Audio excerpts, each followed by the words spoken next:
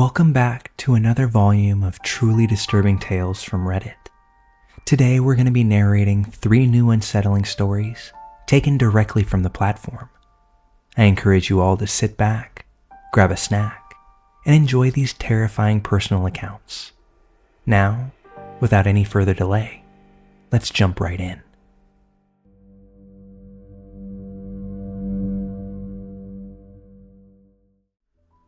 This story isn't so much creepy, just absolutely terrifying. This happened when I was 18 or 19 years old and living on my own for the very first time. As a freshman in college, our days consisted of going to class in the mornings, then getting Chipotle, then going back to the apartment and smoking weed for the rest of the day or night.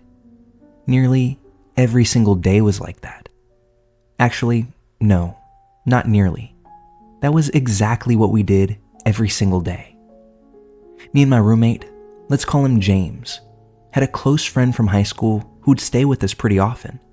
Let's call him Tyler. Tyler would come over to smoke at our apartment regularly since we had a safe place to do so, and this was away from his parents' house where he was living at the time. One night, Tyler was over and we were smoking per usual and decided to go on a walk around the apartment complex. It wasn't late at all, maybe 8 p.m. As we were walking, a pair of guys who looked to be a little bit older than us approached and asked us if we had any weed. James, who was the dullard of our group, immediately said something along the lines of, "Yeah, we can get you some." Tyler and I were already in the process of saying no when he blurted that out to them, as we lived in a state where you actually had to be really careful about having weed. Next thing we know, James has invited the 2 randos into our apartment to smoke with us, despite our discontent with the situation. Remember, we're 18 and 19 at the time, high, and overall just stupid as hell. So the 2 guys come into our apartment, we smoke, and the whole time, they're just being really weird. One of the guys keeps making jokes that he's an undercover cop, saying stuff like, "Notice how I'm not inhaling all the way? Undercover cops can smoke weed, so long as they don't inhale, then it's fine." Now, in retrospect, these guys were just a little older than us and were totally f***ing with us by saying stuff like that. But it freaked both Tyler and myself out. So much so that after the 2 guys left, we insisted on going and hiding our bags of weed before the inevitable police raid rained down on us. Disclaimer.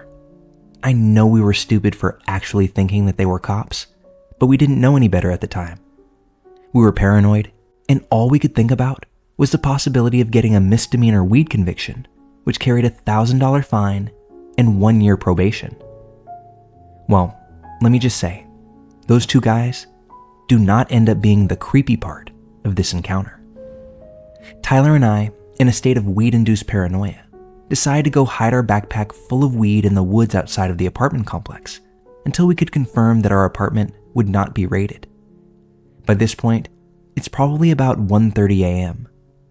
So we set off on our journey into the woods, hide the weed, and identify a few landmarks to ensure that we can find it again, because God forbid we lose that ounce of weed.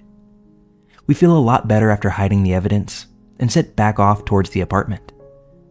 We re-enter the complex and are walking along content with ourselves, back towards my unit.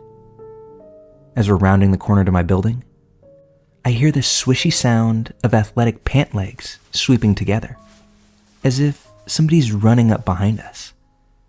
Before we can even turn around, we hear a deep voice yell from behind, "Get on the ground." I turn around long enough to see a masked man pointing a pistol right at us. We both immediately hit the deck as he screams at us to give him all of our money. We were 18-year-olds and weren't exactly carrying large amounts of cash on us. We emptied our pockets, but all we had were our cell phones and empty wallets. The man became increasingly angry and told us to get up, but to stay facing away from him. Now, this was obviously already a scary situation, but this is when it got extremely terrifying for the both of us. Just a couple of days before this, 2 teens had been brutally murdered in our area in the same fashion. forced to face away from their killer, and ultimately shot execution style in cold blood. And they hadn't caught the guy yet. It was all either of us could think about in that moment, as it was a highly publicized crime that everyone in our area had heard about.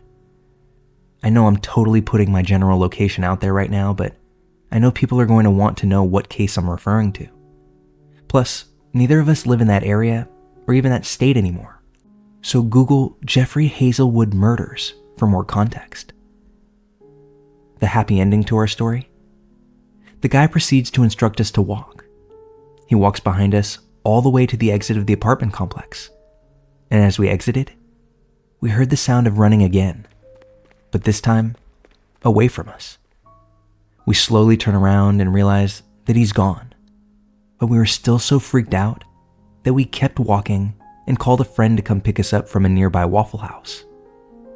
To this day, I'm so glad that only psychological, rather than physical harm was dealt to us on that night. Oh, and by the way, we went back to the woods first thing the next morning and picked up the backpack in order to continue our era of stoner degeneracy.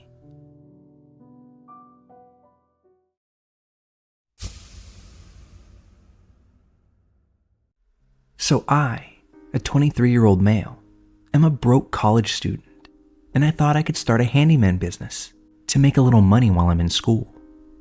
I posted an ad on Craigslist advertising my skills, my fix-it/construction related skills. Anyhow, I quickly get a message from a guy who wants me to fix his cash register and stereo. I drive over to the address he provided and fix the cash register fairly easily.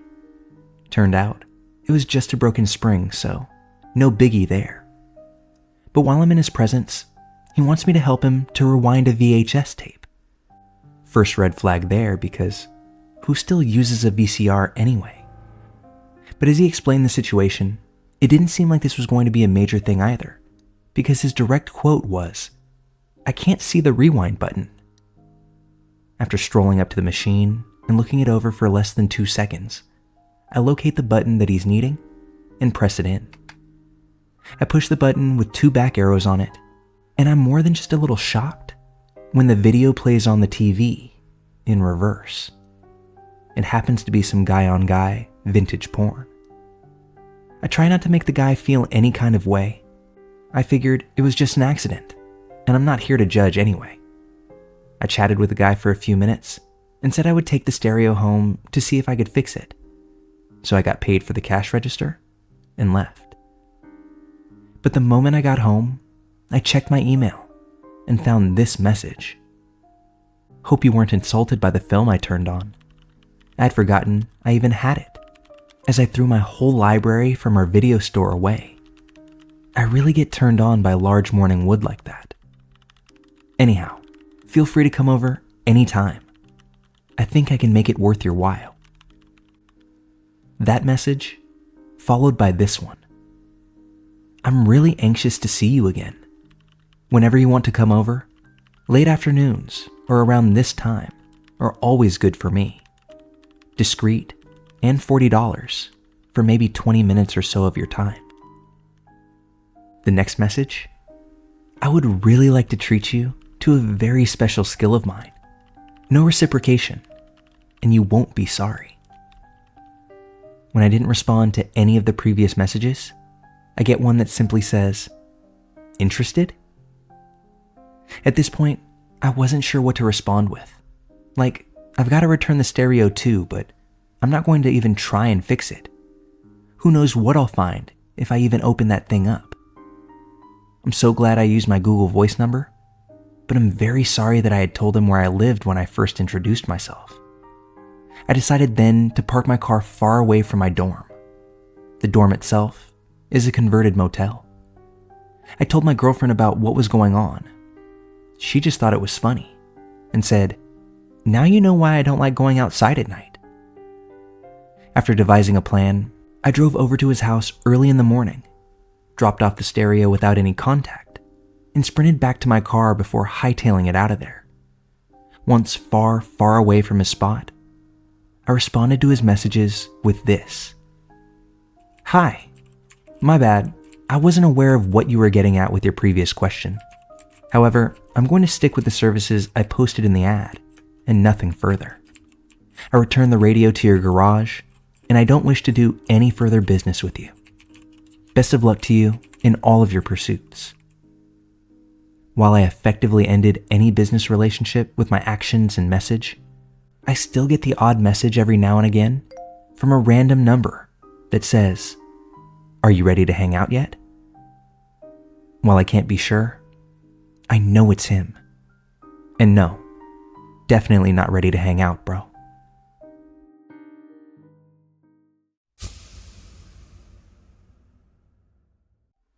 This happened to me when I was just 13. For a little background that led to this, I had just switched to a new school that was further away from home. And now instead of just taking one bus, I had to take a bus, a train, and then another bus to get there. With my now longer commute, I had to leave my house around 6:45 a.m.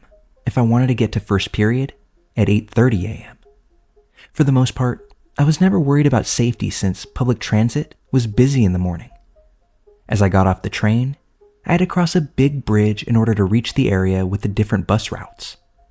There were 3 major ones, but it didn't matter which one I got on, as they all passed the school before breaking off into separate directions. So one morning, as I was waiting for one of the buses to show up, this random construction worker, also waiting for a bus, started talking to me. He looked to be in his mid-30s. I didn't think much of it, as I was easy to have a conversation with. I started seeing him more frequently at the bus stop, and I began to find it a bit strange because he would always compliment me. He'd say I had a cool bag or a nice jacket at first, but he never said anything to explicitly raise any red flags. Things started to get weird pretty quickly though, and he would start complimenting me on my features, saying that I had pretty eyes or a cute smile. I was beginning to get a bit uncomfortable, but again, I brushed it off and chose to start avoiding him to the best of my abilities. I never thought too much of my own safety, as there were always people around, and I had a cell phone in case I had to call my parents or the police. I didn't see the guy for a few days, so I began to think I was in the clear and started to forget all about him. But that's when things really began to escalate. I was sitting by myself with my earbuds in when suddenly someone tapped my shoulder and sat down beside me. It was the guy, and now he's talking to me like we're old friends. I was really uncomfortable, did my best to try to dismiss him, and went to walk away to the other side of the bus area. But that's when he said something that really caught me off guard. He just casually turns to me like it's nothing and says, "What would you do if I tied you up and never let you go?" I was genuinely shocked. I got up from the bench and started walking away, but he too got up and started to follow behind me. That's when 2 buses pulled in. He of course followed me onto the bus that I chose, but I wasn't having any of that. So I got right off and hopped onto the second one. If he followed me on again, I was going to tell the bus driver I needed help. But thankfully, it didn't come to that. I was so damn confused. I went to school, and the first thing I did was tell my friends what happened. I really didn't understand the severity of the situation at first because not only was I 13 years old, but I'm a guy. I didn't think these things happened to guys. As I was telling the story, I was kind of downplaying it because nothing bad had actually happened in my eyes, and there were no real repercussions. Everyone gave me the same dumbfounded stare, as no one knew what to say. Then, one of the teachers overheard me, which I'm not surprised about. I was a loud kid. And in a look of shock, that teacher brought me to the principal's office. So I missed the entirety of first period that day, explaining what happened to the principal and to a police officer. They informed my parents, who at first were really confused on why I didn't mention anything about the weird guy before. I was driven to school the next few days until a police officer came over to talk to me and my parents. He said that they found the guy on the transit cameras and were able to track him down and talk to him. There wasn't too much the officer could do aside from telling him to stay away from me, since the guy technically didn't do anything illegal. The officer did tell me that they would be monitoring the train station around that time as well, and that if the guy ever approached or talked to me again, to call 911 directly. I saw the guy like 2 or 3 more times after, but he never spoke to me or even looked at me, which I'm truly thankful for. I'm just glad nothing major came from it. But this event definitely played a part in me being more aware in public from then on.